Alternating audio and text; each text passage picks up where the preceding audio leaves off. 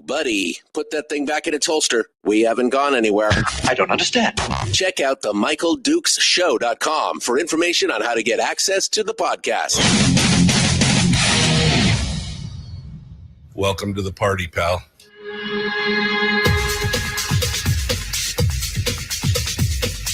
The Michael Dukes Show. The greed and the entitlement is astounding to me. What more could you want from a low-budget radio program? This is a dumpster fire. That was just BS. It is time to get a new perspective. We know just what you need, and we've got just the cure. Open wide and prepare for a steaming hot cup of freedom. I just don't fathom it. The Michael Dukes Show, streaming live across the world. Live around the world on the internet at MichaelDukesShow.com and across the state of Alaska on this your favorite radio station and or FM translator. Hello, my friends. Welcome to it. It is what day is it? I don't even know at this point. It's Tuesday. Man, what a hot mess. It was a wild weekend for me. And I'm sure I'll give you the full rundown on that all the way. I'll give you that in hour 2 this morning. Because we just don't have time here in hour 1. Of course, Tuesday means that we're going to be talking with our friend Brad Keithley from Alaskans for Sustainable Budgets, the weekly top 3. Hell of a way to start a week, but we're going to enjoy every minute of it. It's going to be fantastic. Then, of course, we're going to have Chris Story, who's going to join us in hour 2. And we'll be jumping in on that with a little bit of motivational 3-step is what we'll be talking about. Meanwhile, let's get this party started, shall we? This week will be started with a bang. Brad Keithley, Alaskans for Sustainable Budgets. Hey, Brad, how you doing? How's things going? I'm doing great, Michael. It seems like you might have started the morning with an energy drink, just chugging it or something. Man, I tell you what, been a crazy few days for me, and I'm just trying to get back in the groove. You know what I mean? I started off the show this morning with a placard that said it was Thursday. That's kind of how the whole week is. It's all good. It's all good. Well, Brad, we got the weekly top 3, so let's dive right into it. I know you have a lot to say about a lot of stuff, so let's get down to the nitty gritty here and get started with this week, which is how legislators should be asking those who push for more spending to say exactly how they're supposed to pay for it. Let's get started. Michael, when back in 2013, when I started talking about spending cuts and the need for spending cuts, as a way of balancing the budget, because you could see from the forecast, even the rosy forecast back then, you could see from the forecast that we weren't growing revenues at the rate we were growing spending, and that we were going to hit the wall at some point. And I started talking about spending cuts. And I recall one of the first public sessions when I talked about that, the pushback was, well, where would you cut spending? And it was a good question, but also sort of a trick question, because what it was intended to do was to activate those constituencies that would oppose spending cuts in that area to start pushing back and start saying, well, we can't do spending cuts in this area without, of course, them giving an alternative area to do spending cuts. They just oppose spending cuts in their area. And it was a pretty effective tool back then, and it's continued to be a pretty effective tool with respect to the response to spending cuts. Where would you cut spending? As we've seen, that's not there's not been a good answer to that in the intervening decade.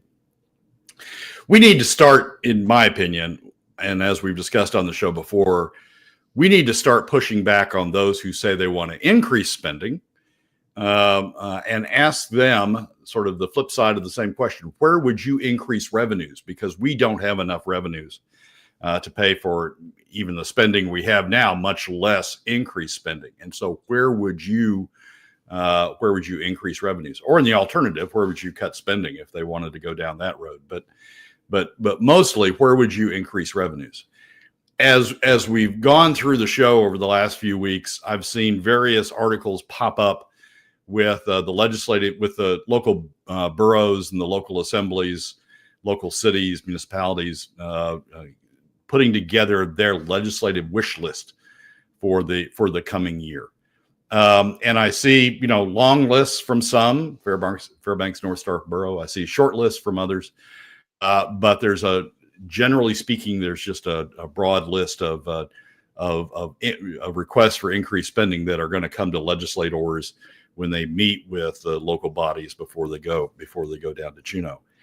And I think the legislators ought to be prepared to push back in the sense of, okay, we don't have enough money to pay for what we got. You're asking us to increase spending in certain areas. Where would you come up with the revenues? And at least start getting these bodies and other special interests who are going to come to the legislators during the course of the session, at least start getting them to think about that they have to responsibly, when they ask for increased spending, they have to talk about where they would come up with the additional revenues. Right. The other thing that's interesting about looking at all of these or following all of these local bodies and the legislative wish list that they're coming up with is they're all different. I mean, what we found in 2019, when Governor Dunleavy tried to do the spending cuts, the deep spending cuts at the beginning of his administration, what we found was legislators sort of uniformly would say, yeah, you can cut spending, but don't cut spending in this area because this area is important to me. And by the time you added up 60 legislators, you pretty much wiped out any spending cuts, because legislator X would say you can cut spending across the board, but don't cut it in this area. And then the next legislator would say, well, don't cut it in the next area. And then the next legislator would say, don't cut it in the next area. By the time you add all those up. And I was reminded of that when I was reading the Frontiersman, the article on the Mat-Su Borough, their spending, their priorities. And this is Tim Bradner's summation of it. The final list for state funding was adopted in Borough Resolution RS 25072. A key priority for the Mat-Su is for the legislature to fully fund the state's share of school bond debt reimbursement. The borough is carrying a heavy load of debt from construction of schools, all of which, by the way, occurred with a footnote in the bonding that said the state may or may not fund this. But the borough is carrying a heavy load of debt from construction of schools, and while the state has promised to pick up a significant share of the annual school bond payments, this isn't legally guaranteed. No shit. And so you find this is the Mat-Su Borough. You find something different from the Fairbanks North Star Borough. You find something different from the Fairbanks Assembly. You find something different from Homer, Kenai, all over the place, Juneau. They all have something different. And so it reminds you, as you go through these, it reminds you that while generally people will say, yeah, spending cuts, there is just never a consensus on where the spending cuts should be. But in any event, the pushback, when legislators hear these things, I would encourage them, if they aren't already, and I know some are, but if they aren't already, the pushback should be, okay, fine. Yeah. Okay. I got your spending now, where you want to increase spending, but how would you pay for it? What's the area? What's the revenue source you would use to pay for it? And maybe they'll get some good ideas out of that. I recall in the early days, 2013, 2014, there were some decent ideas, particularly about the university system. There were some decent ideas about where to cut spending. So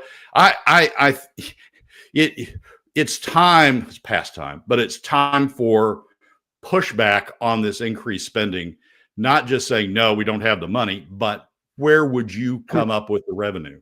And I think it will, if it's done effectively, I think it will sober people up to the reality that this isn't free stuff, that you've got to pay for it somehow. And by talking about wanting increased spending, you are on the hook responsibly to talk about where the revenues would come from. Well, and I think you bring up the valid point again, that 2018, 2019, when Dunleavy was pushing to cut the budget, it was always There was always a bunch of budget warriors up there who were like, "We're with you, boss. We're with you. We'll cut the thing." Except, oh, don't cut that. That's in my backyard. Wait, don't cut that. That's, I mean, this is don't tax him, or don't tax him, don't tax me, tax the man behind the tree kind of thing. It's always somebody else that has to pick up the bill. And this is the politician's disease of not only do we know better than you how to spend your money, but we know better than you we should protect all of this spend, but this other spend. And in principle, we agree with the idea of cuts just as long as we don't get hurt. I mean, they don't understand that we've created such a dependency state that no matter what you do, no matter where you cut, somebody is going to be injured. I mean, Will Stapp was talking about that one program that he was trying to cut. I think he said it was a $50,000 program, wasn't serving anybody, hadn't had a constituency served in years, couldn't get the thing cut because somebody might need it one day, somewhere, some way.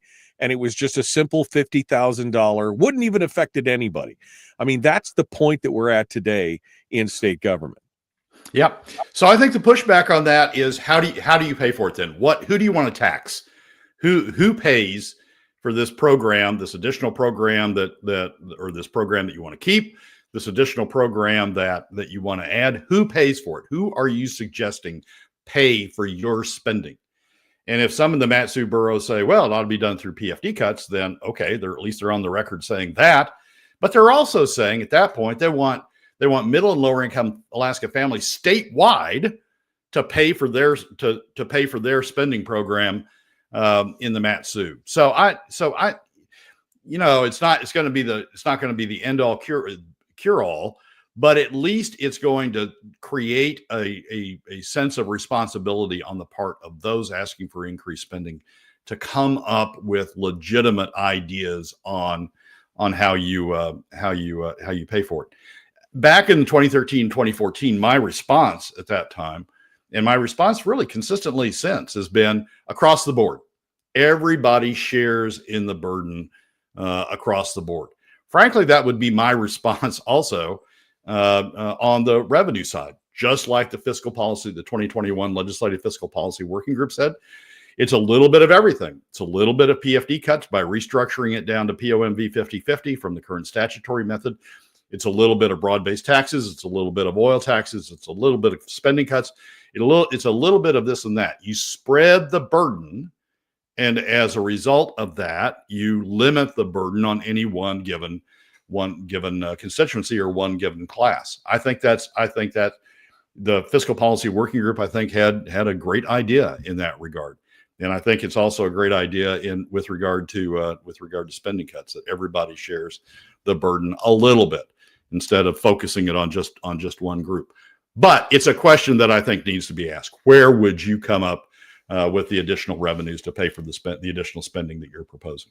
We've already seen this new crop of gubernatorial candidates come in, and the ones that we've interviewed, we've asked, we've talked a lot about a lot of this stuff, and we're hearing kind of this strident call from many of them of, well, no taxes. I'm not interested in taxes. I'm not interested in this at all. but again, this is a collaborative effort. And if the legislature has no interest in cuts, which it obviously doesn't, and there's no interest in generating new revenue, we're back to the same old, only this time there's no more deep pockets to pull the money out of. There's no more piggy banks left. There's no more couch cushions to flip over. And so what do we end up with in these, for these candidates? Yeah. So what the candidates are really saying, when a candidate tells you no taxes, I'm not interested in any new revenues, I'm against all that, what they're really saying is PFD cuts, because there's no place else to go. There's no other revenue source that is available to the legislature, is available to the state as a whole. What they're really saying when they don't say anything else is they're really saying PFD cuts. And if, like Bernadette, they say no PFD cuts, then they're just off in La La Land someplace. They're visiting Disneyland, Fantasyland in the course of their campaigns, because we saw that in 2018, we saw that in 2019. Not going to happen. The only way that would possibly happen is if a gubernatorial candidate ran with a collection of legislative candidates that were all committed to that principle, that we're going to do it by cuts, and here's the cuts we're going to do. But a gubernatorial candidate, we saw this with Dunleavy, a gubernatorial candidate on their own saying that they're going to do this through spending cuts just doesn't work, because you don't see in the legislature the political will, the collective political will to agree on those spending cuts. Brad Keithley, Alaskans for Sustainable Budgets. The weekly top 3 continues. We got more coming up. Hopefully you guys are awake and ready to go. We're going to dive into some deeper ends here in just a moment. The Michael Duke Show, common sense, liberty-based, free-thinking radio. We return with more and number 2 of the weekly top 3 right after this.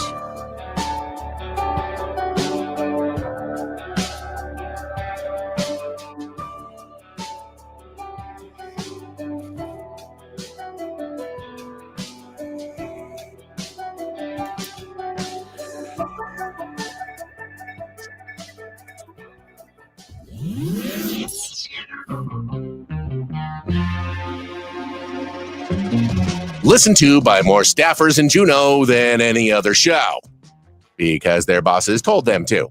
And after what they just heard, oh man, they're going to be pissed. You're a bad, bad man. The Michael Duke Show.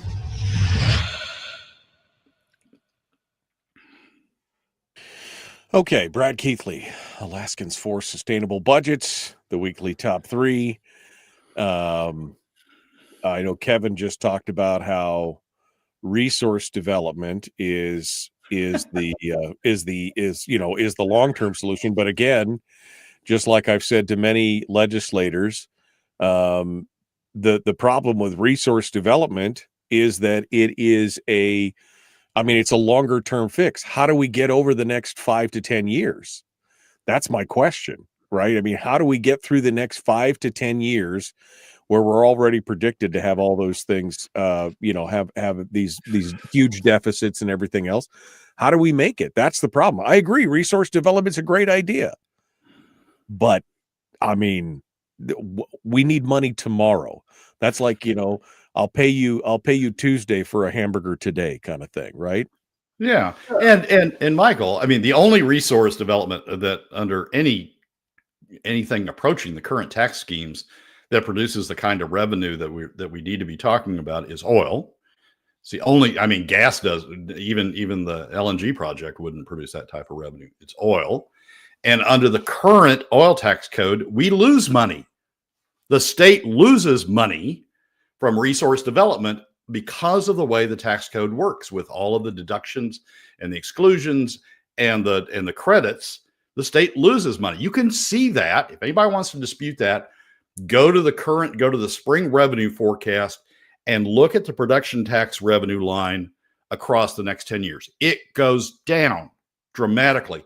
Production's going up by 40%. Resource development. Revenues from production taxes are going down by over 30%. I think it's closer to 40%. They're going down by that. Why is that? Because with all of the resource development, the deductions, the exclusions, the credits, the all of the things that flip in, it reduces production taxes. So, people who say resource development, it's the same thing as saying spending cuts.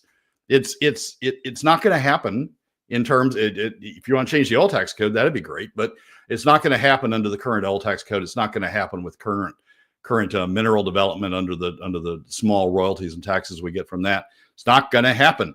And so, you're just trying to deflect the conversation away from things that are going to happen.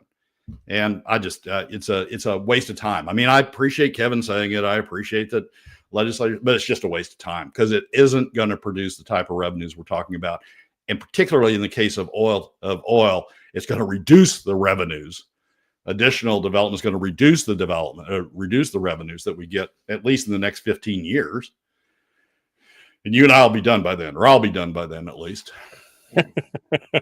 What, you're putting a timeline on it? Wait, Brad, wait, that's it.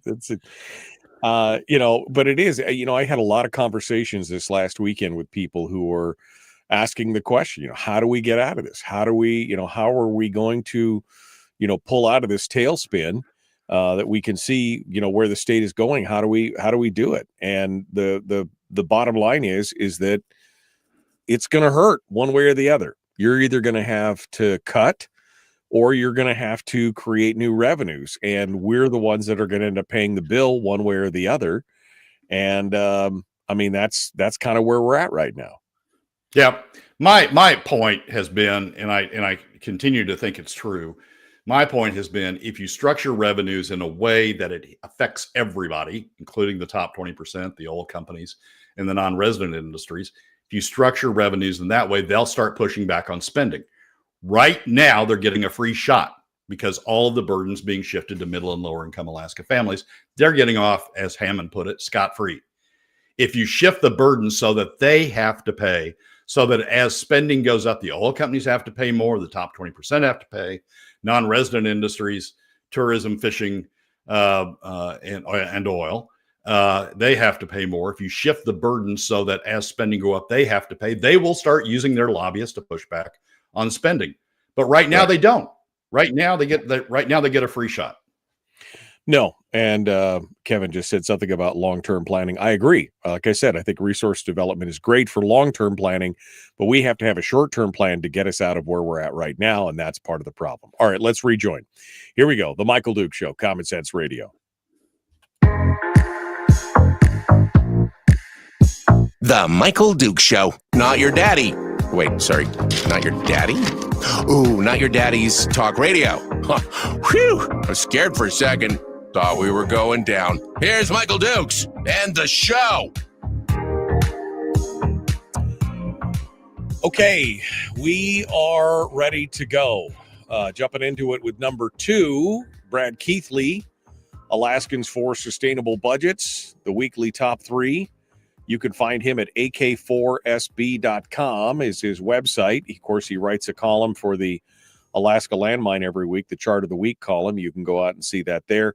And he loves to argue with you on Twitter and X and Facebook. So go out there and do all those. You can argue with him everywhere you want to go. So Brad, number 2 of the weekly top 3, you want to talk about the very definition of irony. Hit me with it. Yeah, it actually may be hypocrisy, as I thought through this morning, which issy it is. So you know how your eyes will roll back in your head when you read something and you just go, oh yeah, God, this is just so stupid. Well, I think my eyes did a 360 yesterday when I was reading the letters to the editor in the ADN to prepare for today's program. There's a letter in there from Representative Andy Josephson. And this is the headline: "A nation of laws with checks and balances."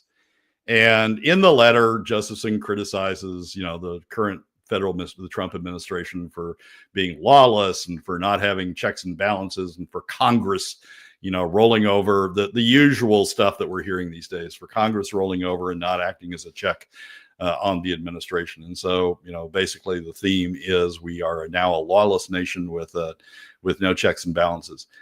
And I sat there for a moment and I sat there, and Andy Josephson, he's one of the biggest advocates for using PFD cuts, right? Non-statutory, violate the statute, contrary to statute, PFD cuts, non-lawful, non-law PFD cuts. One of the biggest advocates for that. And also what PFD cuts do are avoid checks and balances, because the governor, unlike on the spending side, where the governor can veto spending cuts increased spending, can veto increased spending.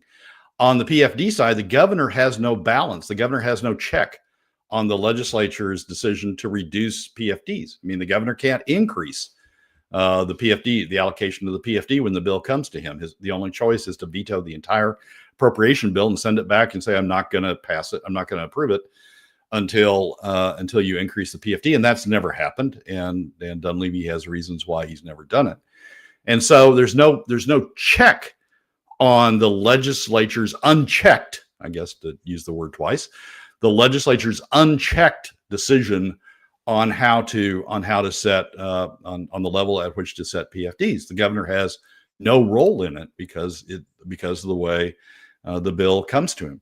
So when we're talking about lawlessness, when we're talking about not following the laws, and when we're talking about a system without checks and balances, a step that one political body can take without checks and balances from the other, we're talking the PFD is the poster child for that.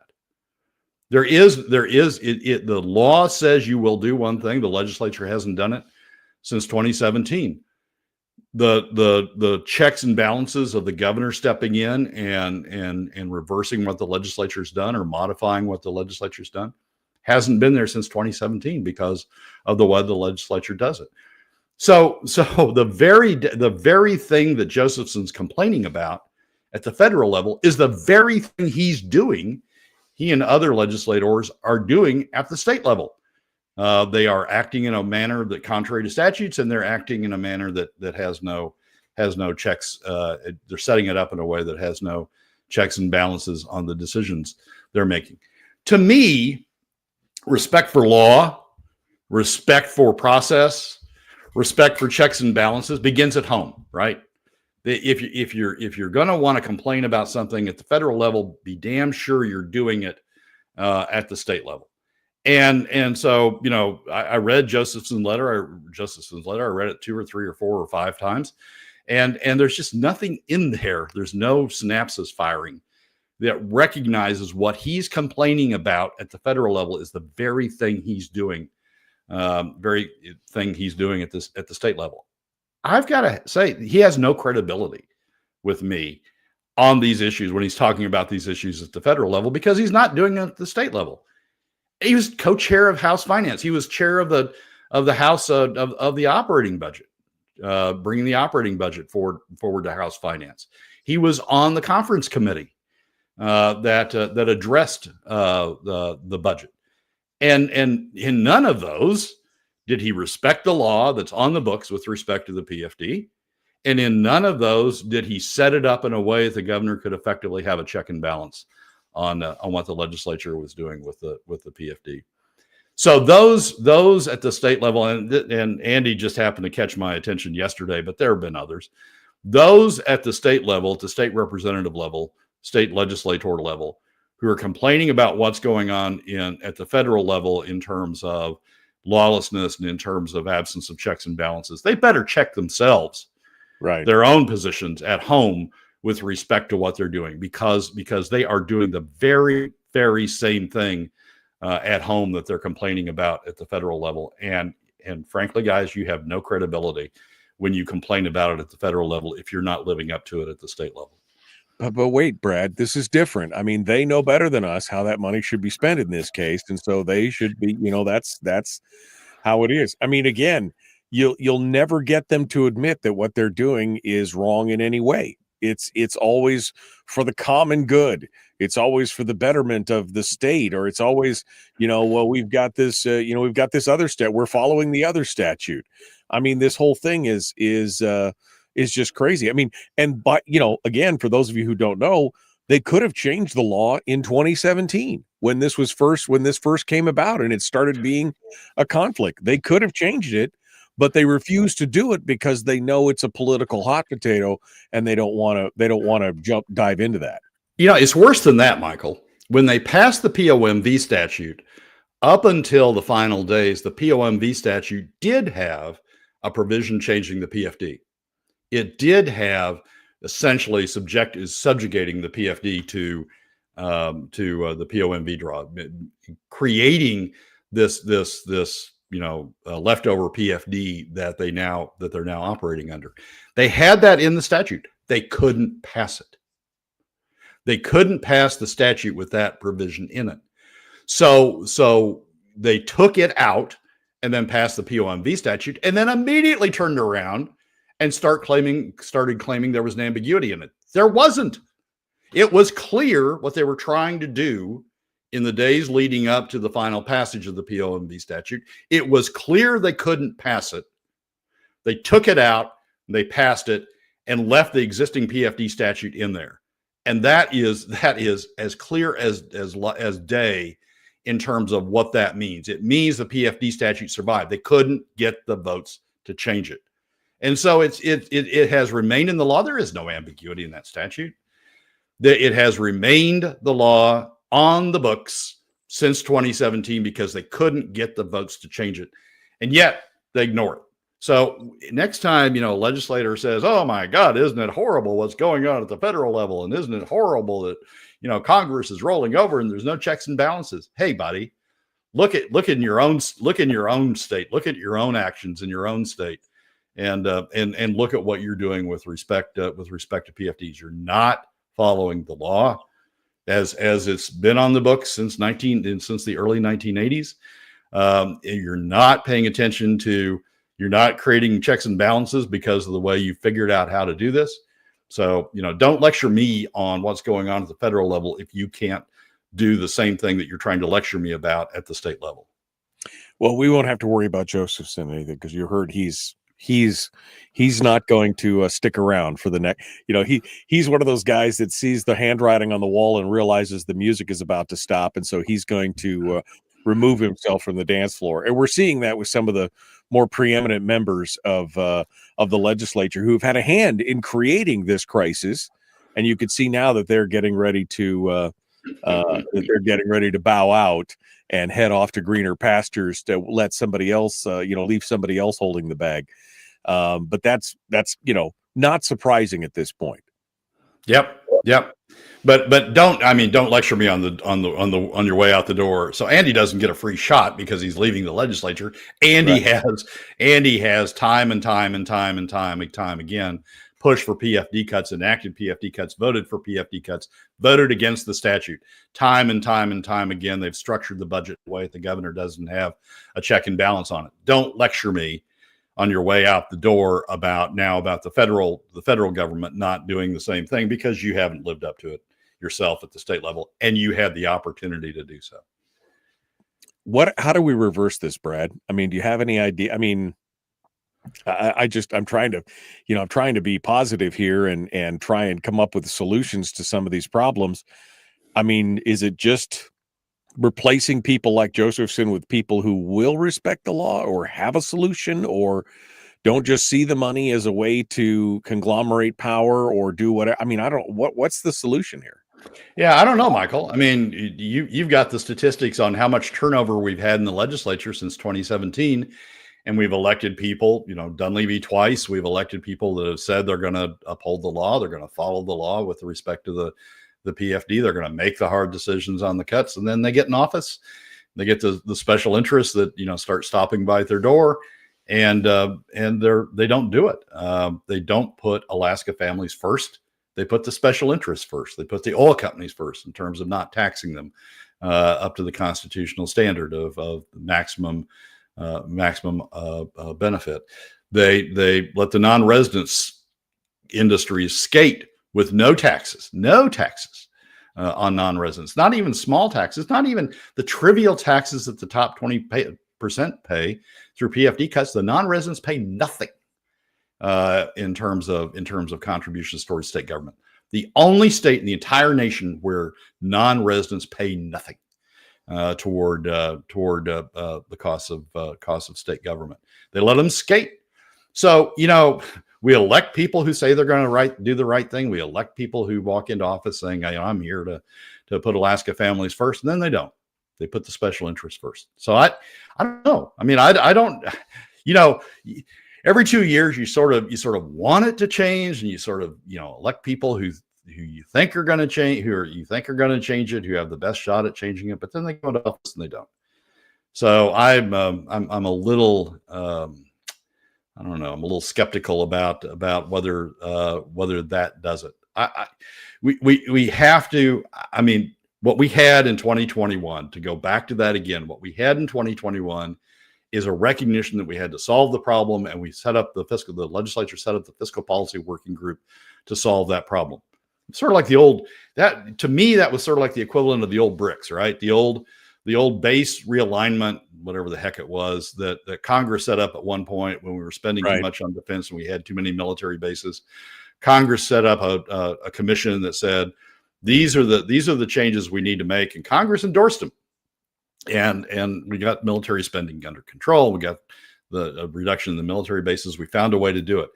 That's what the 2021 Legislative Policy Working Group was. To me, it was the BRIC Commission for dealing with the state fiscal policy. And they came up with very solid recommendations.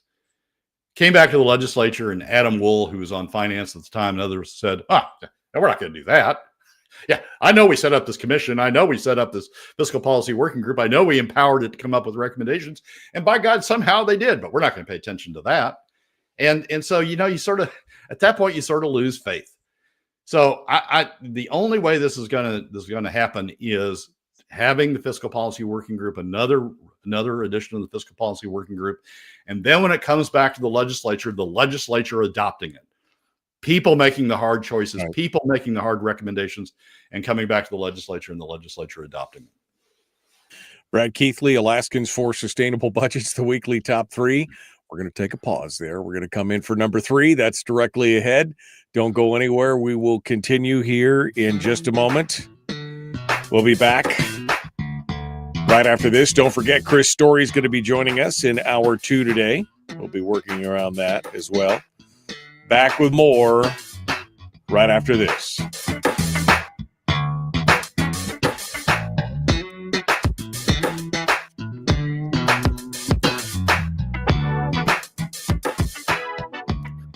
If you missed the show, you can listen to it on your time with Dukes On Demand. Oh, and it's free.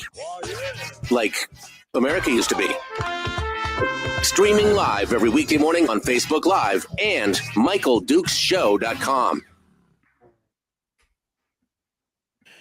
Okay, Brad Keithley, our guest. Brian said, and this is you're such a downer, Brian. Brian said, honestly, we have to collectively reach bottom like any other addict. That's, And I mean, that's the thing, Brad, right? I mean, we're trying. So how do we, how do we do it? Do we vote harder? Do we, what does it take? And I think Brian might be right. I mean, we literally will have to run the well dry, and then something is going to have to happen. Now, the worst part is that, when you're working from a crisis position, that's the worst place to make long-term, solid long-term decisions. When you're in the middle of a crisis, it's always better to make those plans, when you're not there. But apparently that's what it's going to take to get some of these people on board, I guess. The problem is, I'm not sure where bottom is. I mean, the bottom should have been in 2014 when we ran the SBR dry and the only thing we had left was the CBR. But that wasn't bottom, because then we started tapping the CBR, tapped it hard, drained it, and ran that dry. Okay, that should be the bottom, right? Now we should have hit bottom. Nope. Now we're going to start in on the PFD, and we're going to start cutting the PFD. Using these made up excuses that there's ambiguity, and the PFD was always intended to be a fail safe and all that sort of stuff. And so we started running the PFD, and now we're going to run the PFD dry. And then we're going to get into this in the third segment. But the concern is, now that we're about to run the PFD dry, there still isn't bottom, because they're looking for a way to tap into the permanent fund corpus and start draining the permanent fund corpus out the back door. So, where is the bottom? Is the bottom, 50 years, 20 years from now, when we finally drain the permanent fund? Is that when we finally hit bottom? And at that point, where are we? I mean, we got nothing. At that point. Yep. So it's we'll let it go till it hits bottom. I don't know where the bottom is. Right. And the bottom just keeps dropping out. I mean, we just keep going down and down and down the rabbit hole. Yeah, Donna agrees with you. Donna just said Alaska won't hit bottom until the permanent fund is gone. And that's part of the problem. I mean, and they'll never acknowledge that they're, again, going back to the addict analogy, you'll never acknowledge that there's a problem until you hit rock bottom. And yet we have a lot of rock bottom left to go. If they do combine the funds and they get access to that, and they get access to the corpus of the fund, then we'll just, again, all of a sudden we've built a whole new road to kick that can down for as many years as again, which will just make the inevitable crash even worse now for our children, because I mean, then they'll have nothing. There'll be nothing to fall back on. There will be no more revenue generator in the background cranking out money. It will be all on the backs of Alaskans directly from then on. The 5 Alaskans that remain at that point. I mean, Yeah. you talk about out-migration, with no cushion, with having to make dramatic cuts to government at that point because we built it up to this huge level, and with no cushion sitting behind you, no SBR, no CBR, no even permanent fund earnings, and no and the corpus gone. Who will stay? I mean, it will be a crashing nightmare at that point. Yet, that's what we're doing. You can see it with draining the SBR, see it with draining the CBR, seeing with the effort to drain the permanent fund dividend. You can just see it coming, but it's everybody's in it for themselves, right? I got to get this done today. This is today. I don't care about tomorrow. This is today. I got to do it today, and that's the mentality that we're sliding rapidly into the abyss on.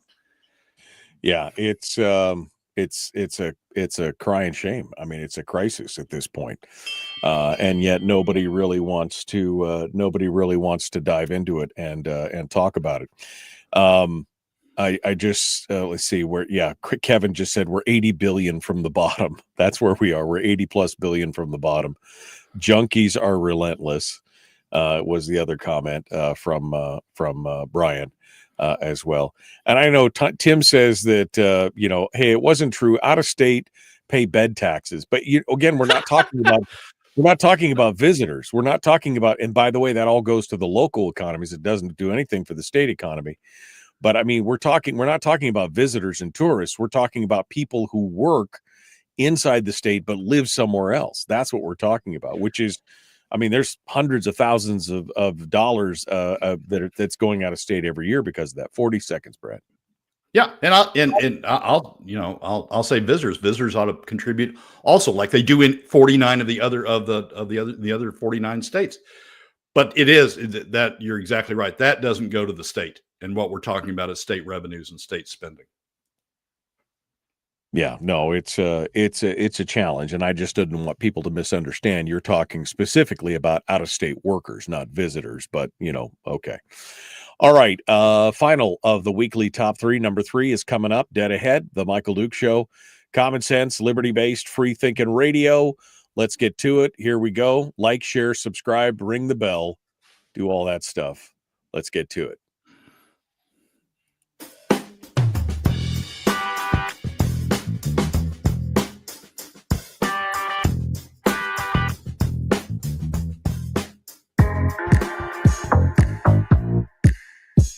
The Michael Duke Show, proudly splitting the left versus right dichotomy. Yeah, I had to look that word up too. I don't think it means what he thinks it means. Here he is, though. That guy, Michael Dukes, the one with the show. Okay, Brad Keithley, Alaskans for Sustainable Budgets. Again, you can find him at ak4sb.com. The weekly top 3, the big 3 things that he thinks we should be looking at. Number 3 has to do with this series that Jon Faulkner has been putting out in Must Read Alaska, talking about the permanent fund. And Brad's had some issues with over the last couple articles on this, just taking some umbrage with some of the things in there. But he's finally found something that he can agree with Jon Faulkner on. Brad, what's this? It's like John took the high road and I took the low road, or maybe it's the reverse, whatever. But we're all getting to the same place, thank God. Right. Edition 3 or third piece of his series gets us to the same place. The third, for those who haven't focused on this yet, one of the big issues in the next session is going to be whether or not the legislature adopts the constitutional amendment that would merge the 2 accounts of the permanent fund into a single account. And John calls it by its name, what some call it, the 49 Forward Plan is the name of the proposal to merge the 2 together. And my concern has been in John's previous articles, the previous parts of the series, he's been supporting the argument in various ways that those who are behind the 49 Forward Plan have been advocating, which is that you need to merge the two accounts together because the earnings reserve is otherwise running out of money. That's because we're using cash to pay inflation proofing or to contribute toward inflation proofing when we don't have to, when we can use the non-cash earnings of the appreciated assets of the permanent fund to pay for inflation proofing. And John also in last week's column or last week's piece of it was talked about the earnings reserve in a way that left out the role of the permanent fund dividend in taking out money out of the permanent fund earnings and the disciplining effect that would have by limiting the cash that would go to the legislature, the disciplining effect that would have. And John left that out of the article. So I've been getting concerned that where he was headed with all this. But this week he talked specifically about the 49 forward plan, about the proposal to merge the two together. And he has this paragraph. These two paragraphs. Presently, the corpus of the fund is untouchable. The earnings reserve account collects and holds all investment income from which the legislature draws under the percent of market value formula. The state now relies on these draws for over half of UGF revenues. The CBR still exists and acts as an emergency fund that requires a 3/4 vote majority to tap. This structure has served Alaskans well for 25 years. Lawmakers can drain the ERA in a crisis, even tap the CBR, but cannot touch the corpus. Fund managers now separate non-expendable principal from earnings, thus supporting the firewall. Merge the accounts, adopt the 49 forward plan, bring the two accounts together, and this legal firewall vanishes. And with that, with the legal firewall between the earnings reserve and the permanent fund corpus vanishing, you create a situation in which the legislature can start drawing down the corpus of the permanent fund. Those who advocate the 49 forward plan say, oh, that will never happen because we have a 5% cap on the POMV draw. And so that will protect the fund. Statutory cap. Some are even willing to put in the Constitution. That will protect the fund from being drained down. The problem is the Permanent Fund Corporation has not for several years out of the last several years, does not consistently earn enough to replace a 5% POMV draw. Between inflation and the low earnings they've been achieving, they are earning less on the permanent fund than 5% real. And so when you start draining at a 5% POMV rate, you are actually, and the permanent fund isn't earning enough to replace the 5%, you are actually starting into the corpus, what's now the corpus, and starting to drain the corpus out. And so the protection that those who walk around saying that they're in favor of this plan, the protection that those claim is there, that they claim is there, isn't there.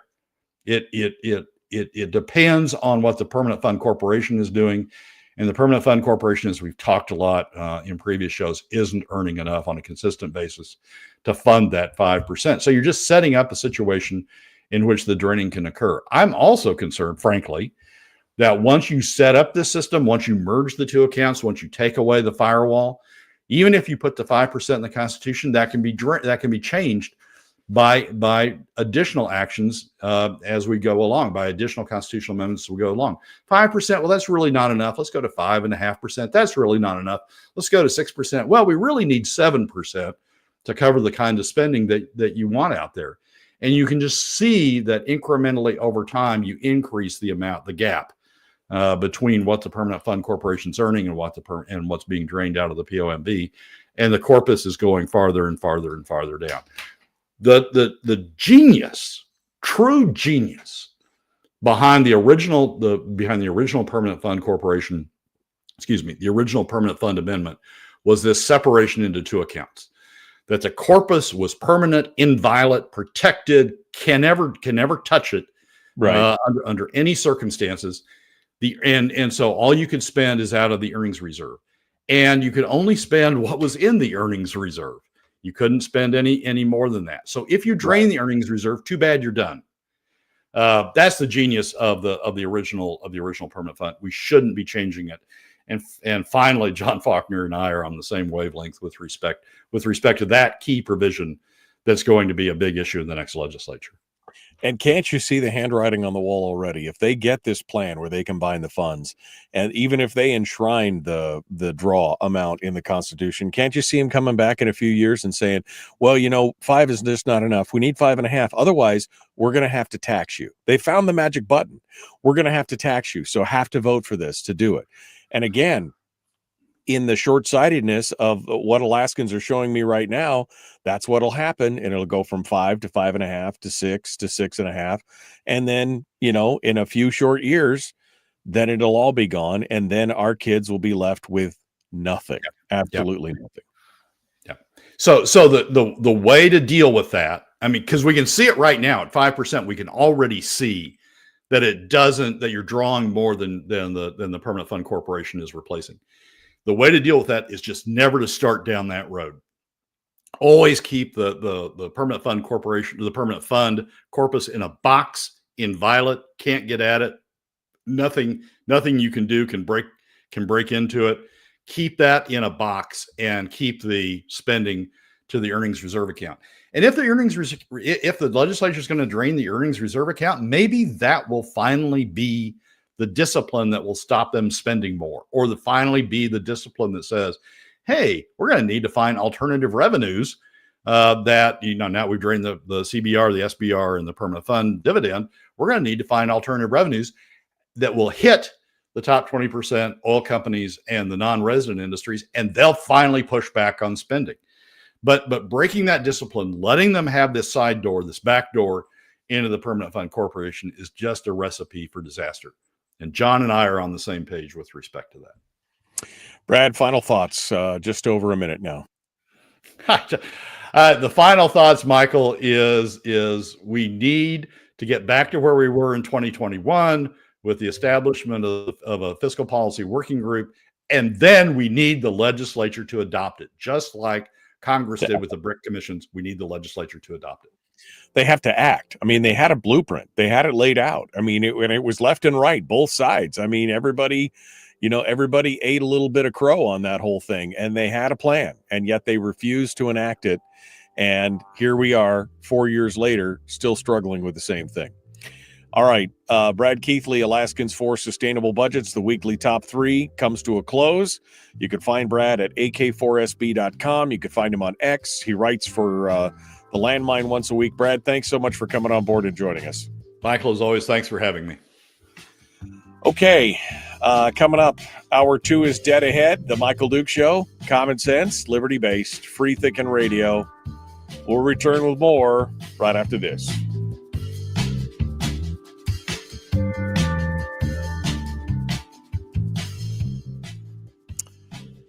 All right, Brad. I mean, this is so painful, man. This is so painful. I had conversations with several legislators this weekend, and because I'm like, how are we going to fix this? And they just, I don't know. And that's the problem, is that, they're all isolated insular islands unto themselves, and they can't all come together and get it fixed. And that is just painful to watch. It's like we're watching the slow motion train wreck of what the state is going to do. And I don't know what the answer is at this point, Brad. Yeah. Well, my theme for a while, at least, is going to be go back to 2021, reset the fiscal policy working group, have them come up with the recommendations, and then just like the BRICS vote in the what was that, 1980s, 1990s? I'm dating myself now, but just like the BRICS votes, have the legislature adopt it. We're not going to get it done otherwise. If everybody's out for their own self-interest, if every legislator is out for their own self-interest, we're not going to get it done, because everybody's got, something they got to protect. Even the Republicans, Julie Colomb comes to mind immediately about her child care proposals. Even the Republicans, everybody has something that they want to protect. And as long as we allow that diffusion and allow each of them to, have something they want to protect, just like back in the 1980s, if we would have let, everybody defend their own military base. Oh no, you can't close that, Right. because that's in my district. As long as we're in that, we're not going to get it done, because everybody's going to vote their own self-interest, their own special interest, and we'll never get it done. So 2021 was a genius point in the sense of setting up that committee, was a genius point in the sense of them coming together on a set of recommendations. The failure was not in the working group. The failure was in the failure of the legislature to follow through, and adopt it. Yeah, the BRAC, the Base Realignment and Closure Committee. That's what the BRAC was. Yeah, but I mean, BRICS is something else. Then BRICS is the exit, right? BRICS that's Brasilia, Russia, India, and China. That's the BRICS. Okay, yeah. But I mean, you're right. I mean, it's a perfect thing. It was in the 90s there, and I remember that whole time was definitely a thing. And no, not Frank. 40% of our state budget does not come from non-residents. I mean, there's no, it's not even fractional coming from non-residents. I don't know where you're getting your numbers, but that ain't right. You may be talking about oil taxes. I mean, but that's not even 40% anymore. So I don't know. Yeah. Brad, again, I don't know. Again, maybe it has to hit the bottom, but you're making a valid point when you say hitting, because I kept thinking that maybe that's, once the PFD's gone, maybe we'll wake up, is what I keep thinking. And then I realized that's why they're pushing so hard on this one account thing, because then if they get access to that, the gravy train doesn't have to stop. They don't have to be the bad guys and make the hard calls, because then they can just, leave it to there, and it'll just keep going. And you're exactly right, Michael. The subsequent elections, the subsequent amendments on amending 5 to 5.5 to 5.75 to 6, those are all about taxes. Do you want taxes, or do you want just changes a little bit, just to 5.5, not too much, just a little bit. And those votes will go as you anticipate them. They'll be passed each time. And then ultimately, somebody will get tired of doing those and will say, oh, let's just set it by statute. And then we're done. Then we're completely done at that point. So it's, don't think that we're going to cure this when we hit bottom, because there is no bottom for a long time, until the state is completely, totally, absolutely wrecked by draining the permanent fund. We need to stop it before we head toward the bottom. And I don't know how. Yeah, and again, I don't know how we get there from here. All right, Brad. Final thoughts here as we get ready. Oh, he was talking about it coming from federal dollars. 40% from federal dollars, and federal dollars come from non-residents. Okay, well, that's not what we're talking about. But okay, all right. Twist it in the way you want to twist it. Final thoughts here, Brad. I got about a minute. Oh, what I'm writing this week's column on, how about that? What I'm writing this week's column on is looking at the impact by PFD cuts by House district, by legislative district. And it's an eye-opener. I've been deep into the census data over the weekend, and I put together the numbers, and it's going to be a big eye-opener about what the impact is by House district. And you're going to really wonder about why the Bush caucus is pushing for PFD cuts after you look at the numbers. But that's going to be the Friday column this week. You must be really fun at parties. What'd you do all weekend? I was down in the census data. It was amazing. Man, Brad, he's a ball at parties. So, all right, Brad. Well, thank you. We appreciate you, and we appreciate you coming on board as always. This is it's just madness. I don't even know how to put it any other way at this point. It's just absolute madness. So thank you for coming on board, and we will chat with you again next week, my friend. I look forward to it, Michael. Take care. Thanks so much. Appreciate it. Brad Keithley, Alaskans for Sustainable Budgets, the weekly top 3. He really kind of ruined my day with that whole thing about, because I didn't think about that whole the bottom of the bottom, but the bottom's not there because they still got the permanent. I really hadn't made that connection. And well, I'll talk about that here in a second. Maybe because in my heart of hearts, I kept thinking, man, if we just hit the bottom, maybe we can pull this back out. But now thinking about that, oh man, there's nothing left to rebuild at that point. You don't have any resources to rebuild with if we hit that kind of bottom. All right, we got to go. The Michael Duke Show, Common Sense Radio.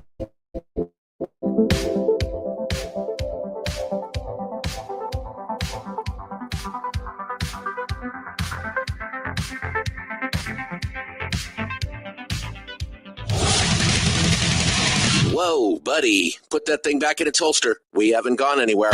I don't understand. Check out the MichaelDukesShow.com for information on how to get access to the podcast. Welcome to the party, pal.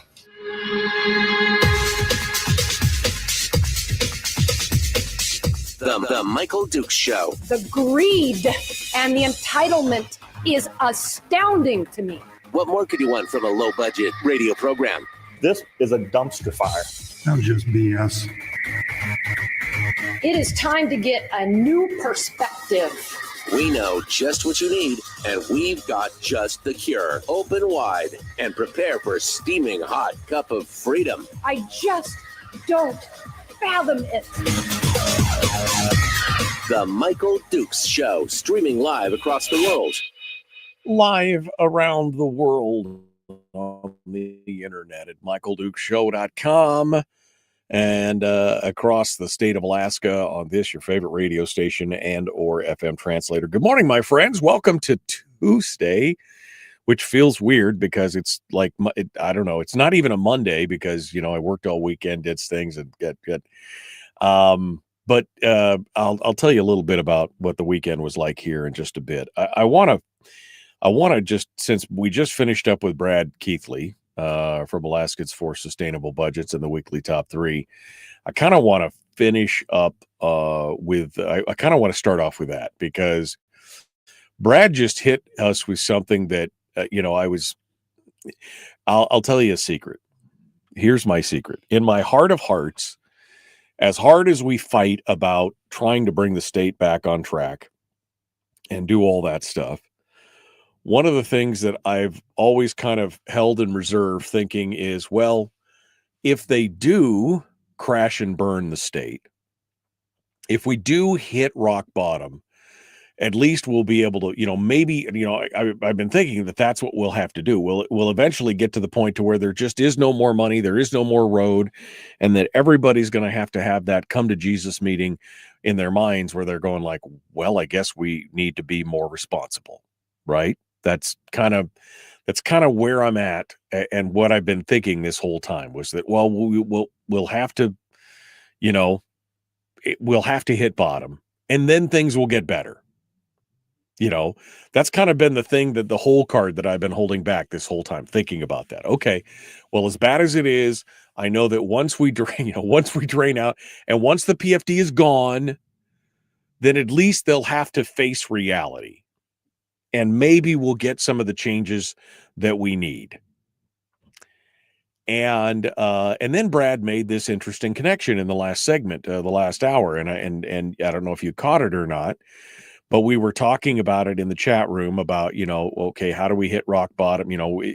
That's the only way. Brian made a comment about, basically analogizing the behavior of the behavior of the legislature. Because when I asked Brad the question of how do we fix this? What is the solution? We talk a lot about the problems, but what I want to talk about the solutions too. And Brian's comment was, honestly, we have to collectively reach bottom like any other addict. And he's not wrong. I mean, because that's what we have. We have a group of legislators who are addicted to spending, and they've created a constituency like any good drug dealer. They've created a dependency of people who are dependent on their product and who are addicts.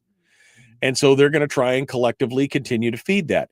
The only way that, that can come to a real stop is that we have to collectively reach rock bottom. And like I said, that's been kind of been the whole card that I've been waiting on this whole time. Like, okay, well, worst case scenario, if we can't fix it, at least when we hit bottom, we can at least turn around and start to rebuild and do it the right way, right? That's in my mind. And then Brad makes this point of, well, When do we hit bottom? Right? When do we hit bottom? Because, we should have hit bottom in 2012 and 2013 when they drained out the statutory budget reserve, the SBR, which is our savings account, just our regular old savings account. That should have been the wake-up call, and we should have treated that like that was a rock bottom incident, but it wasn't. We just kept going on. And then in 14 and 15, we spent billions of dollars over the course of 13, 14, 15, billions of dollars out of the constitutional budget reserve, the CBR.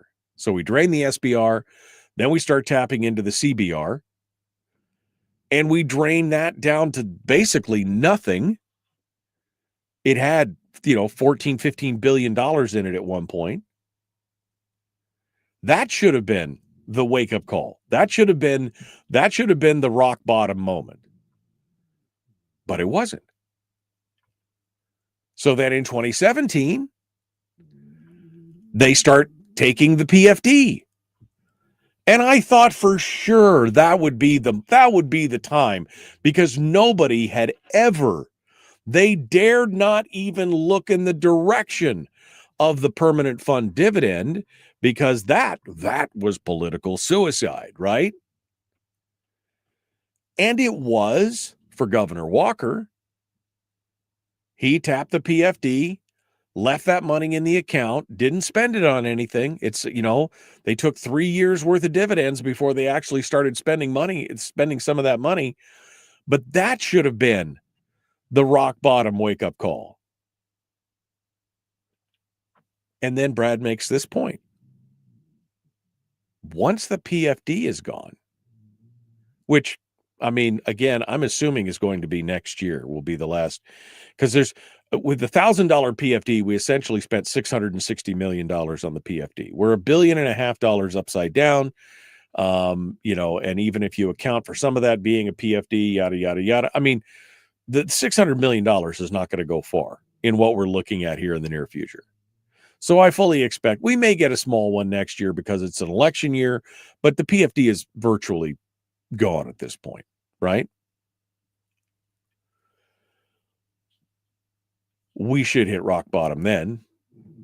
But now they're talking about this one account plan, this one fund where we combine everything into one account.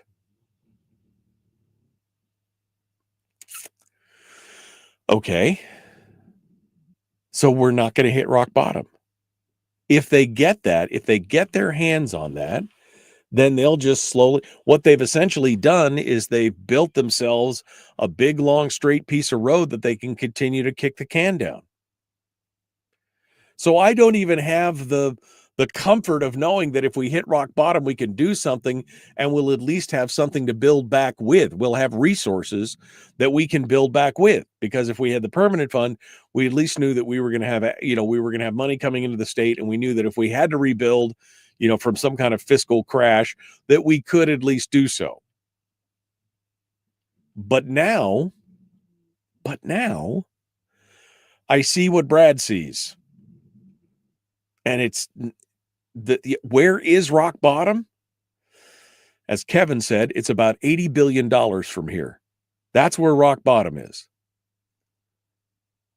And that's why there's been this huge push. That's why Bert Stedman and company transferred all that money out of the earnings reserve into the corpus to try and kind of facilitate this crisis point. Well, now we don't have enough money in the ERA to, so that's why we need to tap into the corpus of them. Well, we don't, because you transferred $4 billion out of it. Right? Well, all told, it's even more than that. It's closer to $8 billion, I think, over the last 6-7 years. They've transferred $8 billion over. So, I know it's kind of a downer, because I've in the back of my mind, I've always thought, oh, okay, well, if we do at least if it crashes, we can then rebuild it properly. We can be smarter. We can, we could put proper mechanisms in place to hold back on the spending, and we could do everything else. And at least we'll have the permanent fund that will help us generate revenue to rebuild the state and do all. And now I'm thinking, no. And what it'll be is it will be this slow, inexorable, long, drawn out death, because we're slowly eating into the seed corn of what generates the revenue for the state. And as Brad said, even if they put a constitutional limit on the draw, meaning by a constitution, you can only draw 5%, there's nothing stopping coming back in a few years and saying, well, we're really struggling. And unless you want taxes, because they found the magic button. The magic button is, you don't want taxes, do you? Right? You don't want taxes. So give us what we want and you won't have taxes. You don't want taxes, do you? So give us your PFD. That's worked. That's worked excruciatingly well.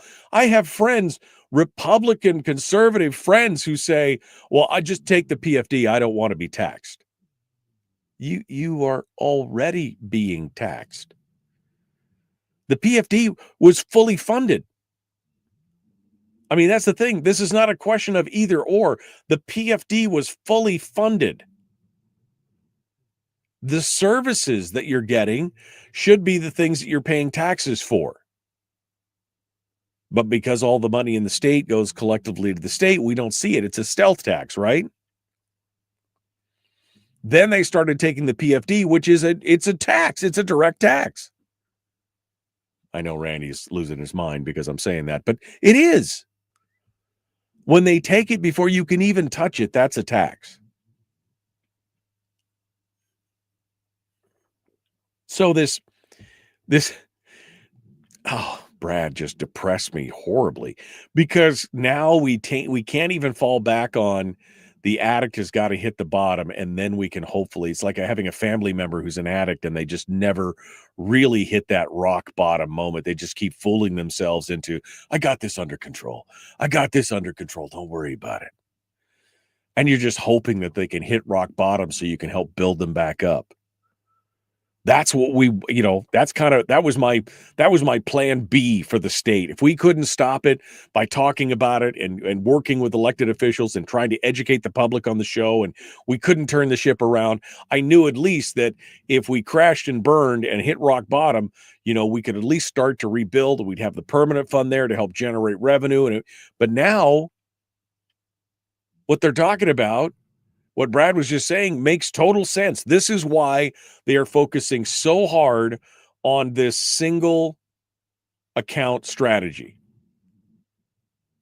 because they know there's no more money. And none of them, not a single one of them, want to be the bad guy who either doesn't bring home the bacon to their district, or who has to explain to them why they had to cut, or explain to them why they had to support some kind of tax to generate. Nobody wants to be the bad guy. Nobody wants to be that bad guy. They just want to be the heroes. They just want to be they just want to be the legislators that get patted on the back when they're at the big county fair, or when they're out and about in public. They don't want to be the bad guys that have to explain reality to people as to why we, why we're having to go through any kind of austerity measure, whether it's a cutting or a new revenue or whatever. They just don't want to do that. So they're putting so much effort into the avoidance so that then they won't be here. When the bill comes due, they won't be here. And we've seen that already right now with the announcements of who's, Gary Stevens, this is his last go round. Lyman Hoffman's not seeking re-election. Andy Josephson's pulling out. Click Bishop, he's already gone, although he wants to be governor now. But these are names that have been part of the problem the entire time. People who have been in charge of the operating budgets and everything else. They're pulling the ripcord and abandoning ship. So when the yogurt does hit the oscillating rotor, They can be nowhere in the splatter zone, right? That's what it looks like to me. And as bad as rock bottom would be, it'll be even worse if they've drained the permanent fund, the corpus of the fund down, because then there'll be no way to help generate revenue and rebuild that stuff in the state. And you'll see people will be leaving. And I mean, wow. That's all I'm saying. It's a bit of a downer, man. Bit of a downer. We have got to fight back against this idea of combining the two funds. That's the only way to stop this at this point. So it's going to be up to you, because this will be a constitutional amendment. They're going to have to pass it out of the legislature, but it still has to go before the vote of the people. You're going to have to be educating every one of your friends and relatives and coworkers about what this means. A combining of the fund is death. It's the death of the state. It is the death of fiscal responsibility, and it will mean the end of the permanent. It will become the impermanent fund. It will become the temporary fund, right? As Brad said, that separation of those two accounts was the brilliance of the permanent fund itself. That's what made it so ingenious, is that it took it out of politicians' hands, because Hammond talked about that. He saw that the politicians just wanted to consume everything. So that was the most brilliant part of that whole thing. But I'm telling you right now, the biggest fight of our lives coming forward for the soul of the state, the biggest fight of our lives is going to be over this whole one account madness. That's all I can say right now. That's the only way. Because even though we may crash and burn, maybe even though we may bottom out, hit rock bottom, at least we'll have a permanent fund that's there, that's generating revenue, so that we can rebuild and do it right. So there's my thoughts on that. All right. We got to go. The Michael Duke Show, common sense, liberty-based, free-thinking radio. We return with more here in just a bit. I got some thoughts. I'll tell you a little bit about my weekend. I'll share a little bit. That was exciting. And we'll be back right after this.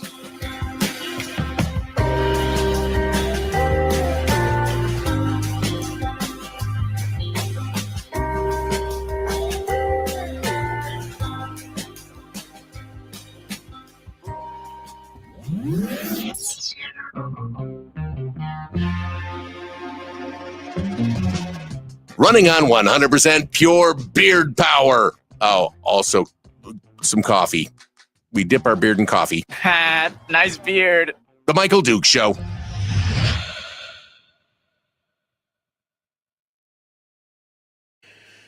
Okay.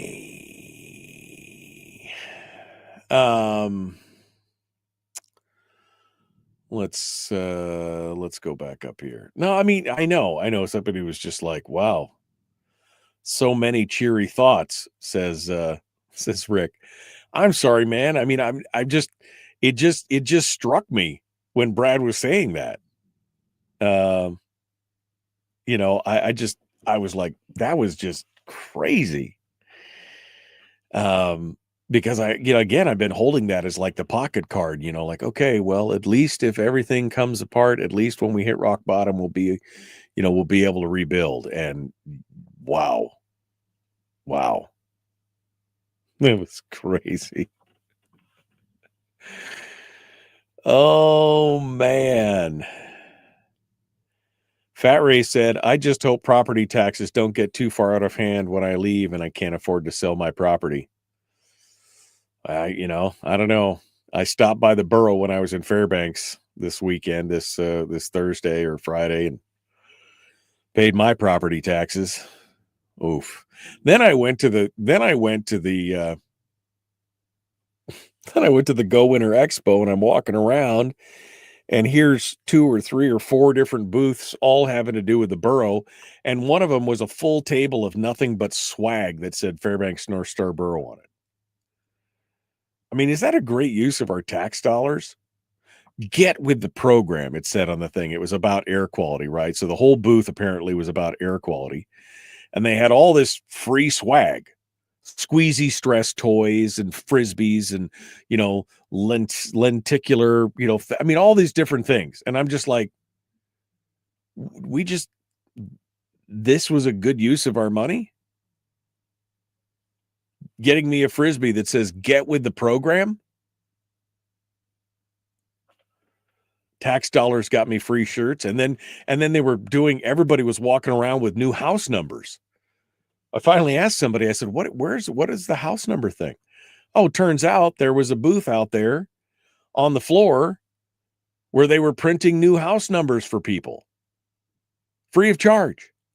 Reflective house number signs.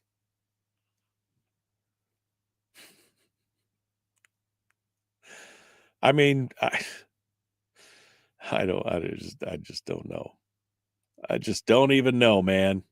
Don't even know what to say. All right.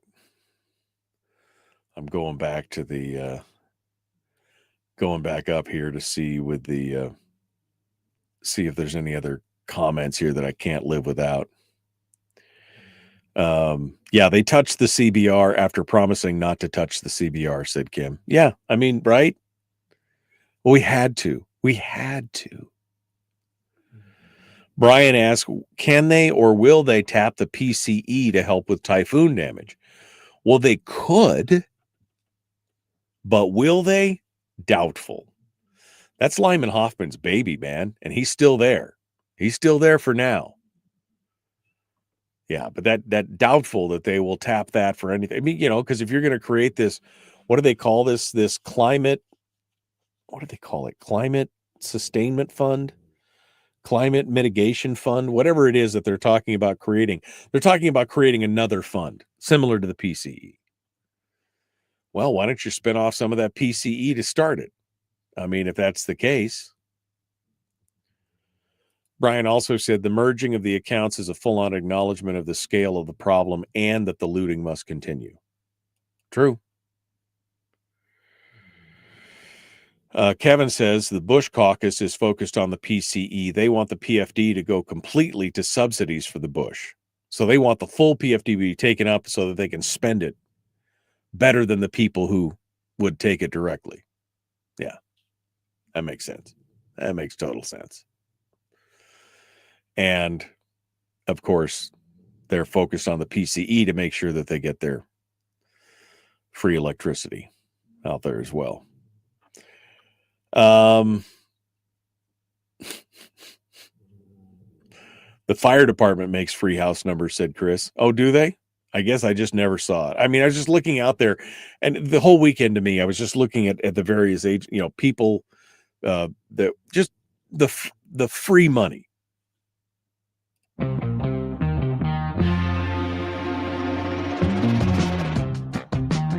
The Michael Duke Show. Seriously humorous with a pinch of intellect.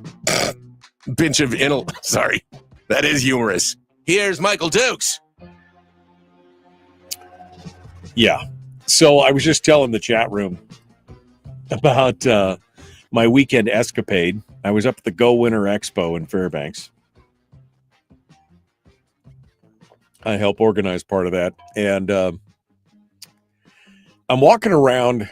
I mean, first of all, I guess I should tell you, I got caught up in the Alaska Airlines IT debacle, which was, this is why there was no show on Friday. I know a lot of people, I got a couple messages about people like, where was I? So the plan was, I'll just walk you through it. The plan was that I drive from Homer to Anchorage, park my car, catch a flight from Anchorage to Fairbanks on Thursday so that I could get all set up, be all ready for a Friday morning start on the radio show. And then I could go to the event and I could, do my thing. So, and I do that because there's trade-offs living in a small town. And one of those trade-offs are that there's not a lot of access to good, the food's expensive. Groceries are expensive and you got to plan accordingly, right? So the plan is that when I go up to Anchorage to catch the plane, when I come back, I can go by Costco and do a Costco run and come back and pick up anything else in town that I need that I can't get down here. So anyway, I get to do the show on Thursday morning. 30 minutes later, I'm in a car. I drive all the way up to Anchorage, get to the airport on time for my flight. I'm at the airport just before 1:00. They board us on the plane at 2:15. And then we proceed to sit in the plane at the gate for 2 hours. And then they finally say, well, we're canceling the flight. We're having IT problems. They deplane us and they tell us, well, you can go talk to the customer service rep at the desk. So I'm first in line. I'm standing at the counter up there. Nobody there. Finally, after 20 minutes, we will walk en masse down to the main customer service counter and stand in that line for another 45 minutes or an hour. Now I look behind me and there's 300 people behind me in line because every Alaska Airlines and Horizon flight was canceled. And we get booked onto the next flight. I can't get out on the next flight because it's full. But they put me on the 9:55 p.m. flight on Friday or on Thursday night. I'm thinking, oh, this is going to be a late night and this is going to be so bad. And then I heard that they had already bumped the next flight. About the next flight was like at 6:00 or something. And then I heard that they were still sitting after they boarded the plane. They were still sitting on the tarmac. And that's when I made the decision to cancel the show for Friday, because I knew that if they're still having problems and still suspending the flights. So anyway, I made the decision to do that. So our 9:55 flight, we finally boarded it at 11:55. Something like that, like 10 to midnight, we boarded the flight. And then we sat on the tarmac for another almost an hour. And we finally took off, flew to Fairbanks, got into Fairbanks at about 1:45 a.m. And so that was I was in the airport or in an airplane for about 13 hours, by the time I got there, got to the hotel, finally got laid down about 2:30 in the morning. And I was very grateful that I had made that decision early on, because there was no way I could have gotten up and I wouldn't have gone to bed. I basically would have just gone and drank caffeine until, my heart exploded so that I could do the show on a Friday morning. So that was the thing. And boy, I tell you what, I have never seen so many people in the Anchorage airport in my life. That place was packed wall to wall. And there was a lot of, I just saw a note this morning that said Alaska Airlines looks like it's going to lose $26 million on this shutdown. And I could believe it. And there was a lot of people there who were just like, I could walk by and I'm walking by and I hear, it's the last time I fly Alaska, and the problem is for folks like us, stuck in the state, Alaska is the only airline that flies from Fairbanks to Anchorage and back, direct flights, Fairbanks to Anchorage. So you're kind of stuck, right? You're kind of stuck in that. Anyway, so then the weekend, and of course, saw a lot of great folks, got a chance to talk to a lot of folks, had a good time. But I was wandering around the arena floor of the Go Winter Expo. And I was just amazed at all the either government or quasi-government agencies that are out there trying to connect with the public, doing things. What really chapped me was that on Friday, when I finally got up and one of the first things I did is I went to the borough and I paid my property taxes, because they didn't have my new address to give me the tax bill. So I went down there and paid the tax bill on my property in Fairbanks. I still own property in Fairbanks. So I'm a little raw over that. I'm a little sore over the whole Alaska Airlines thing. I'm a little grumpy. Then I have to go down and pay the taxes. And then I show up at the show and I'm walking around and looking at these tables, and there's these tables, and I come across this table at the expo from the Fairbanks North Star Borough, apparently it was the air quality division, and they've got a whole table full of nothing but swag that says Fairbanks North Star Borough, get with the program. You know, frisbees and backpacks and squeezy stress balls, you know, whatever, all this kind of stuff. And all I could think of was, so that's where all my property taxes are going, to buy all this stupid swag to tell people to get with the program, because that's what it said on the stuff. They want you to get with the air. They don't want you to burn wood. They don't want you to, you know. I was so mad. I was almost impolite to the woman behind the counter. I was so mad. I took a frisbee because I wanted to have proof that there it was. And I walked back with it, just looking at it. I started talking to people at the gun show, and I'm like, do you know that this is your property taxes are paying for this frisbee? You know, folks, that's the thing. There's so many good ideas out there. The problem is that government has a lot of these good ideas, and then they take money from you at the point of a gun to execute these good ideas. Now, I'm not saying that the ideas maybe aren't good, but not all ideas are good, right? And they should have to compete in the marketplace of idea, the free market, so to speak. And unfortunately, there was probably 3 or 4 different governmental booths around the expo, and then probably another 2 or 3 that were, you know, NGOs or ancillary to, you know. And I was just so chapped by the whole end of the thing. I was so frustrated to think, this is where your property taxes are going, you know. And yeah, guess who paid for all those government agencies' table, let alone the swag that was on it, everything else. I mean, I know. It's just, we're reaching a point to where we're gonna have to really start thinking, is this the best and highest use of our tax dollars? I mean, who said, let's buy a bunch of swag that says Fairbanks North Star Borough, and then you know, we'll give it away to the public to try and teach them about something? Who signed off on that, right? Well, you might say, well, it was only $500 worth of swag, Michael, for the whole weekend. I mean, that's not, you know, they said they talked to a lot, but that's not my point. My point is, who thought it was a good idea to do that and utilize that as tax dollars instead of, I don't know. Let's just put it this way. I had fun this weekend, but it was a rough weekend. By the time I got done, I was like, I'm out of here. I am out of here.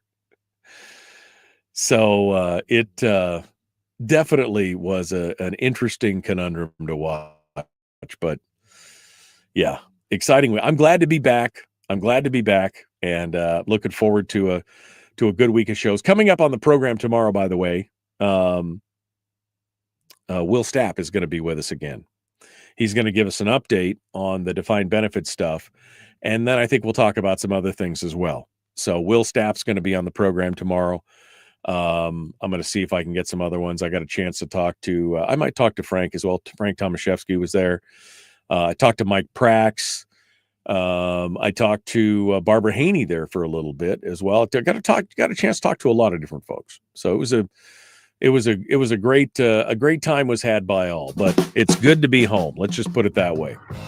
It's good to be home. All right. Let's continue. Chris Story's coming up next. He's going to talk with us about the motivational 3-step. He's going to teach me how to dance. Teach me how to dance. We'll like it. Back with more. The Michael Duke Show. Common Sense Radio.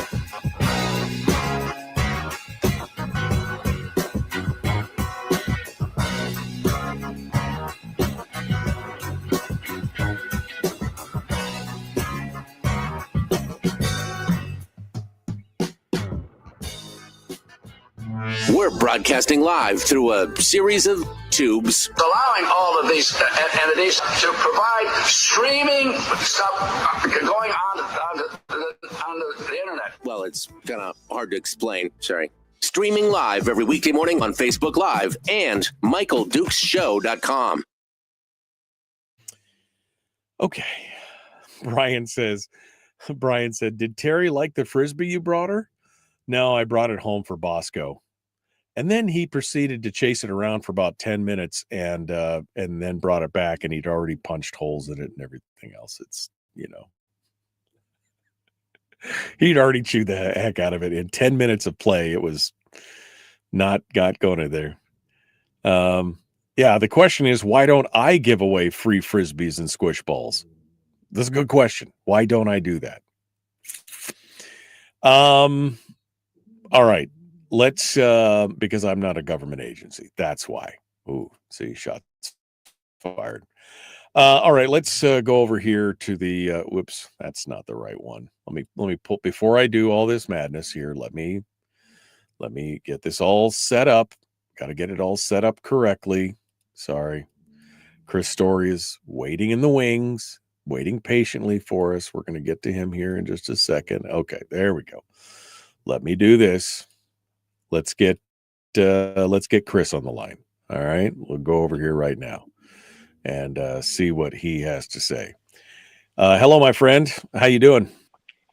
What the guy was saying is your show is taxing. Why don't you give away Frisbees? That he didn't have the courage to just come out and tell you your show is taxing, just like a borough authority. See, he's trying to, he's being too subtle. I'm just going to come out and tell you as a friend, this is taxing. Clever. I see how you are. I see what I did there? Uh-huh. I see what you did there. Yes, you are taxing me. You're a taxing authority. That's right. I'm a taxing authority. How you doing, sir? I'm sorry you called last night, and I had just gotten home a little bit earlier, and I was still unpacking stuff. Oh, had I known ready to talk about the motivational 3. Yeah. I was calling about a different opportunity, which we can talk about later. But no, had I known the trials and tribulations you had been going through just to get to Fairbanks, of course I wouldn't have called you at 8 p.m. on a Sunday night. It's cray, as the kids say. Yeah, Monday. Yesterday was Monday, so don't worry about it. It was a Monday night, but that's okay. Oh.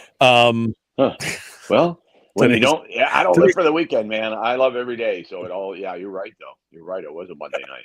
You're right. It was. I love that. Chris is like, hey, okay. It's a Monday, Chris. It's a Monday. It's fun. So we're going to talk about motivational 3-step today. And we're going to go on. I do want to get an update here. We should do this in the next couple weeks. We should talk about the fair tax, because I had some in-depth conversations with people about that, and they were very interested about the concept of that, because there's I think there's more people out there that are like you and me, Chris, than we know, that are antithetical, not fans of property taxes. And any little way that they can help reduce it, they're all about that. So maybe we should get I feel the love. I feel the love, and it just feels stagnant almost. But I hear you. Yeah, let's get together, and I'm open. Yeah, pick a morning, and let's focus on that. Yeah, we should do that. Maybe next week we should do that. Okay. All right. Well, hold the line for just a second here. Don't go anywhere. Let me go. Brian says, squish balls that say, just say no to government dough and who pays. He said, I'll toss some money in if you want to do that. Oh, I could probably do that. I could do that. That would be fun, though. That would be fun to have some Frisbees that say, just say no to government dough. Melissa says, as a friend, you are taxing, Chris. Oh, that hurts. Oh, wow. Oh, man. I got to rethink everything.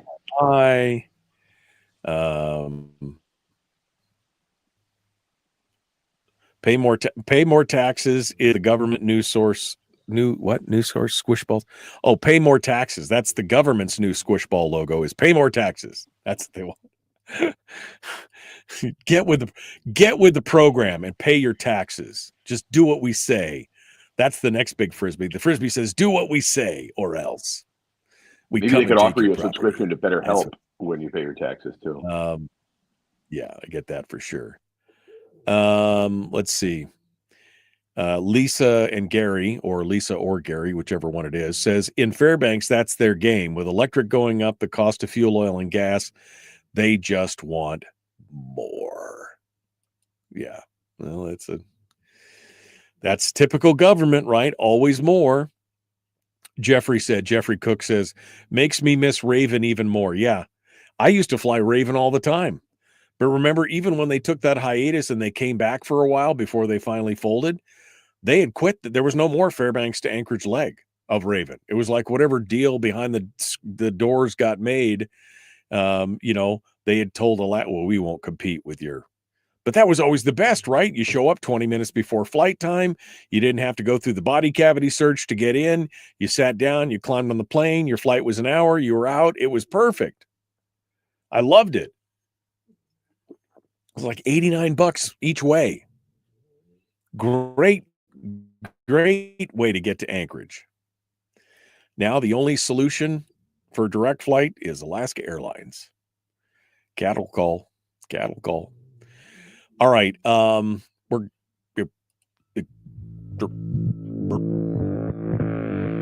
Public enema number one. Oh, wait, sorry. Public enemy number one, which makes more sense.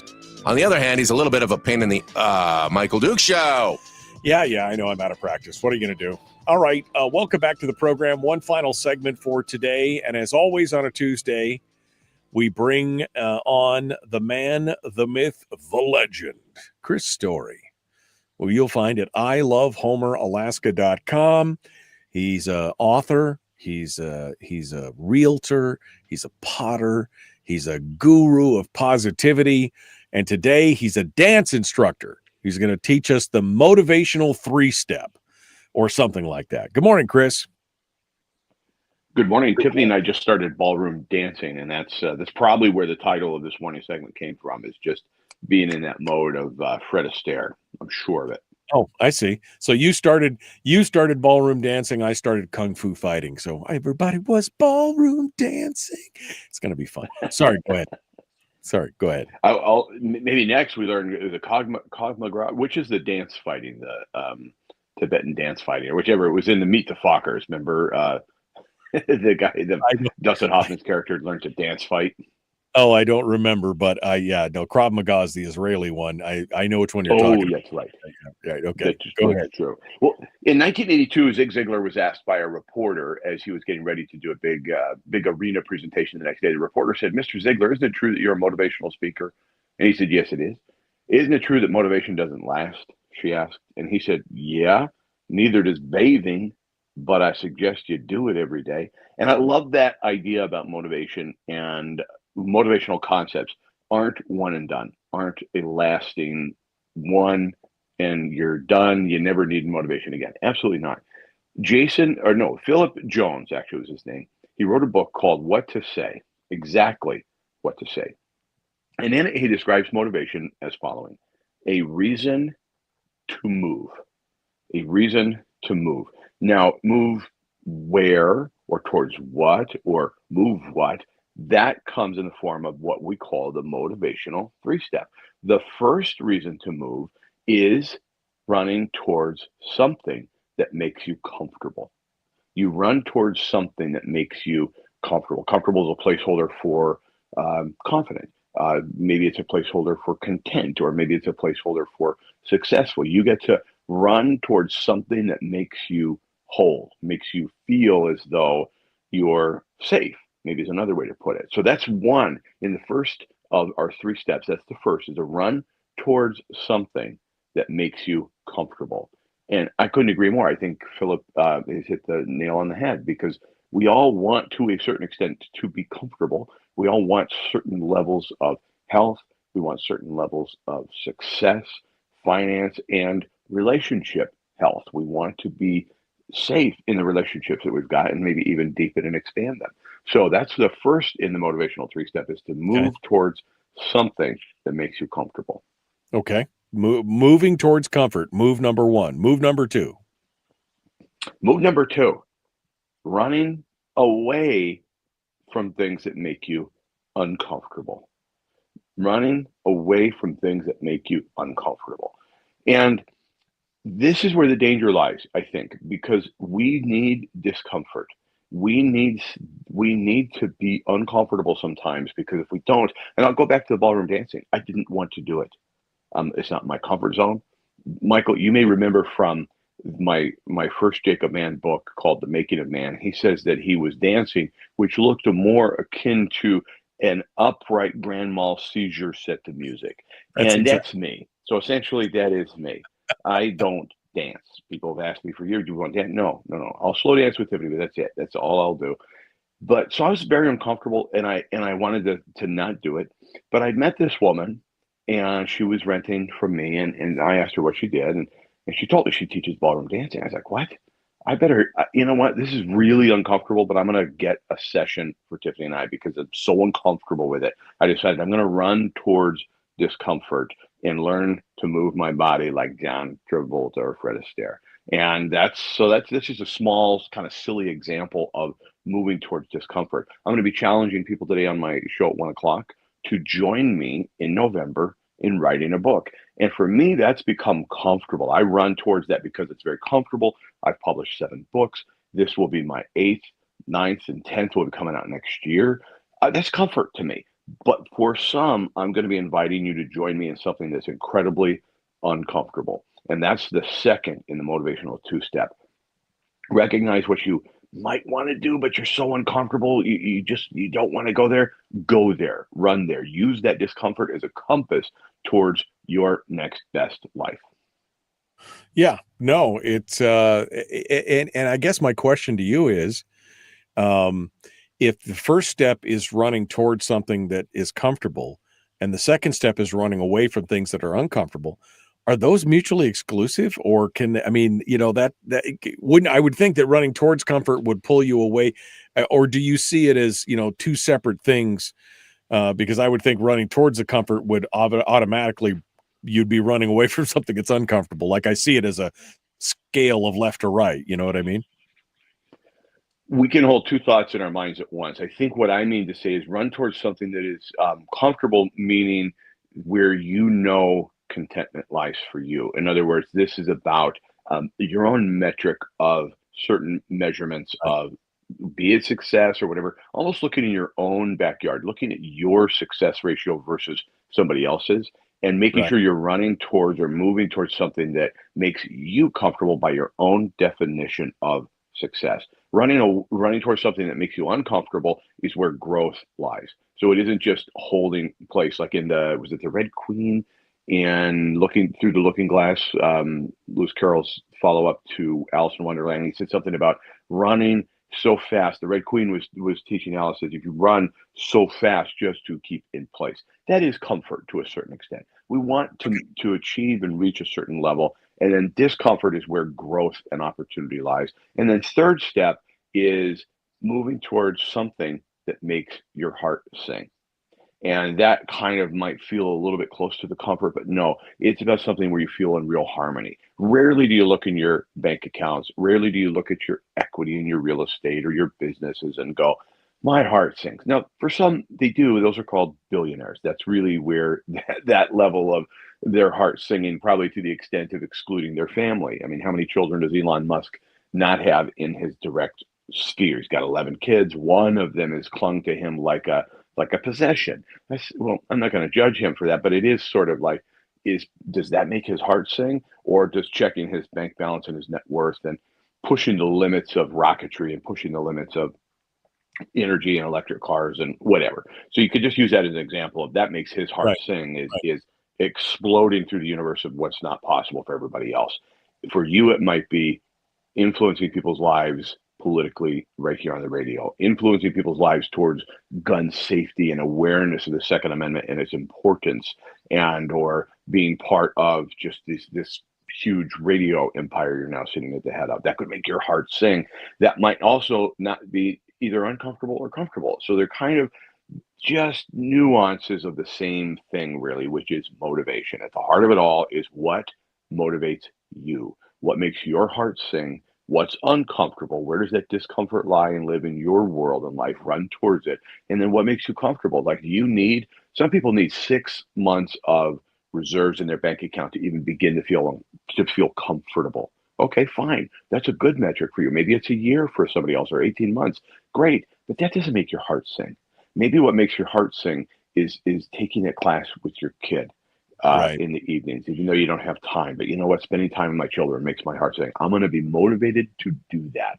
But all of it is to say, if you want to motivate yourself or other people, put these three things into your own consciousness every day and understand that what makes you comfortable, makes you uncomfortable, and what makes your heart sing really are the trifecta of the good life. When you see people that you just go, man, they've got it figured out, or at least you think they do. The perception is that they do. I promise you, they're putting these three things into almost like juggling. Which one matters most? The one in your left hand, right hand, or the one in the air? They all work together. Well, it's kind of weird because as you've been talking about, I've been thinking that it's almost like the third step is the alloy of the two, right? It's the Venn diagram of running towards comfort and embracing or running away from discomfort. But in that Venn, in that kind of common shared, where your heart sings is where you are comfortable, but you're also, to me, I'm also challenging myself. I'm overcoming the challenge, but so, I mean, yeah, I think that I understand the making your heart sing thing. I think that is and that's a great place to be, but it's not always, that's the thing. It's not always comfortable to be in the place where it makes your heart sing. Like you said, if you're spending time with your kids and you don't really have time, you're making the time because it's important to you, because it makes your heart sing, but it still makes it difficult sometimes to do it. Right. So it's not always easy peasy. Yeah. These are choices. And to quote Zig again, daily. Bathing doesn't last. You don't do this once. You do. Yep. You're juggling. And as long as you're juggling, you're rotating through these three, you're going to find motivation every single day. Yeah. Down to the last 90 seconds, Chris, final thoughts for today. I got to tell you, Tiffany and I, we were on the road yesterday. That's probably why I thought it was Sunday. We listened to The Millionaire Code, and Tiffany and I both, this is a quote from Tiffany on your narration. She said, "This is the perfect partnership between yourself and Michael. Michael is the perfect voice for your books." And we listened to The Millionaire Code and both felt like it was just a great experience. Even though I wrote it, I have to set humility aside and say, you did such an amazing job. I'm so happy that the Audible version is out in the world, which can be found at ilovehomeralaska.com in the bookstore. All right. Audible. And of course, all of Chris Story's books that I've read are available there, and all the ones that he's written. And I've read almost all of them. I'm working on and I still got 2 to do. All right. Chris Story, the man from Homer. My friend, thank you for coming in. I had somebody in Fairbanks tell me that they loved listening to you every Tuesday and that you made their week. And I agree. And I appreciate you, my friend. Thanks for coming on board. Well, I owe you. Thank you for the opportunity. All right, bud. We'll talk to you soon. Folks, we're out of time for today. Tomorrow, Representative Will Stapp will be joining us. And Thursday, I don't know. We'll figure it out between now and then. Be kind. Love one another. Live well.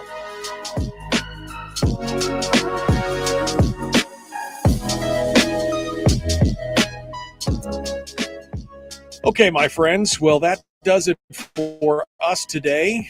I'm going to pull the plug, and we're going to be we'll be back tomorrow with another bright and sunshiny day. We hope that you guys will be back with us. Don't forget to check out the Common Sense Corps if you want to, if you want to help support the show, be part of the pack. Common Sense Corps. Go to patreon.com/Common Sense Corps to be part of it. All right. We'll see you guys tomorrow. Be kind, love one another, live well. The Michael Duke Show.